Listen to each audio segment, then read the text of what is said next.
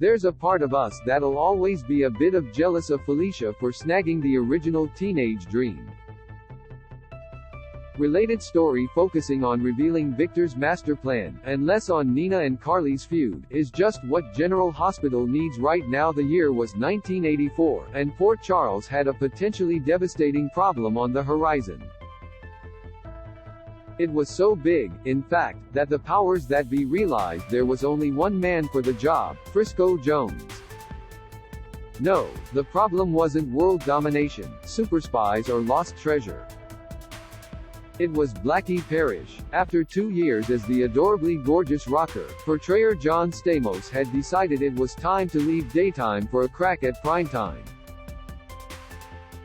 These things happened, but General Hospital was going to need a heartthrob transplant, stat. More, flashed back to Frisco's greatest adventure. Now every good doctor knows that you don't wait until the patient's dead to perform a transplant, just ask Maxie. So rather than bring someone in after Stamos left, the writers figured it might be smarter to introduce a new character while he was still around and ease viewers through the transition. So they hired actor and musician Jack Wagner to play Frisco, and on January 27, 1984, he showed up on our screens as the new singer for Blackie's band, Blackie and the Riff Raff. Teenage girls are gonna love him, band manager Steffi declared to an increasingly jealous Blackie. Boy, was she right. Teenage girls, their mothers, their grandmothers, their brothers, everyone was gonna love Frisco Jones. More, real-life couples you won't believe were couples photos. Except for Blackie, that is. This upstart had talent, looks and charm, which was everything Blackie brought to the band, not to mention our screens. No one was going to steal his spotlight. It wasn't Frisco and the Riff Raff, and it never would be. You can rewatch their introduction below. Closing parenthesis. This is a powder keg, Frisco warned their manager, and you've got me sitting on top of it having a smoke. Little did we know at the time, but apparently that kind of danger was exactly what Frisco liked. More, characters who can never, ever be recast photos. That particular powder keg, though, was one of the few in Frisco's life that never went off. All that early tension gave the writers a way to play out viewers' concerns over replacing Blackie, then eventually get the stamp of approval from the departing character himself. Blackie and Frisco made peace and became fast friends, even rooming together at the hotel. Well, they became fast friends for about 2 months before Blackie accidentally killed a woman and was sent off to prison never to be seen again, but that was kind of the point. The heartthrob transplant worked, and viewers fell in love with their new rocker. After all, no one's talking almost 4 decades later about 80s super couple Blackie and Felicia. Don't feel bad for Stamos, though. We hear that primetime thing might have worked out for him. Closing parenthesis. As for Wagner, he even got a record deal thanks to some General Hospital connections and began his own music career in earnest. That's right, all of the songs Frisco performed on screen like All I Need and Sneak Attack were Wagner's. More, General Hospital villains redeemed photos. Once the band broke up thanks to Blackie's jail sentence, Frisco needed a new hobby.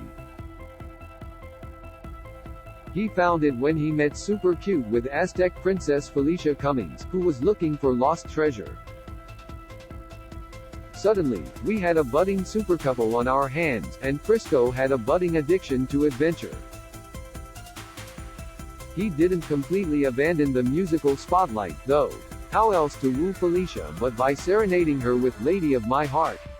Hell, it worked for us. Press play on the video below at your own peril, swooning is almost mandatory.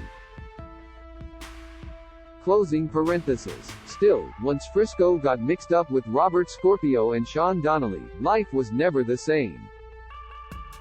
He joined the PCPD, then the WSB.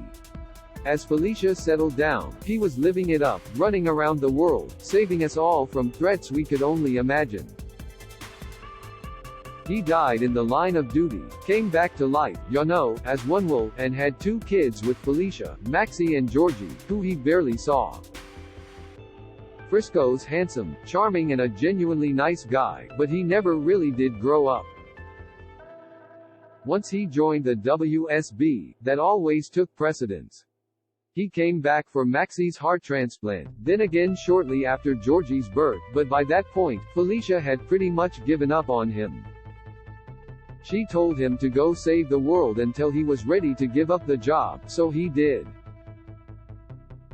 For 18 years, more, soap stars who fell for singers' photos. Frisco last returned back in 2013, still, to no small degree, that same fresh-faced kid who refused to give up his glory days.